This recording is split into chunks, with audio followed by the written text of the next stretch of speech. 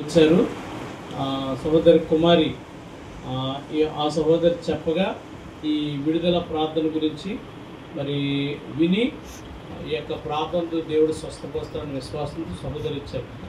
మరి ఈవిడి సమస్య ఏంటంటే గడిచిన 4 నెలల నుంచి, ఇప్పుడు మీరు సాక్ష్యం విన్నారు, గడిచిన 4 నెలల నుంచి సరైన ఆహారం తెలియనటువంటి పరిస్థితి, మంచానికే పరిమితం అయిపోయినటువంటి పరిస్థితి.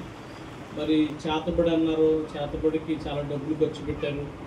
అయినా చాలా చోట్ల తిరిగి ఎన్నో డబ్బులు ఖర్చు పెట్టిన ప్రయోజనం 2 లక్షలు ఖర్చు పెట్టారు. అయినప్పటికీ ప్రయోజనం కలగలేదు. అలాంటి పరిస్థితిలో సహోదరు ద్వారా మరి ఈ ప్రార్థన గురించి విని ఇక్కడికి వచ్చారు.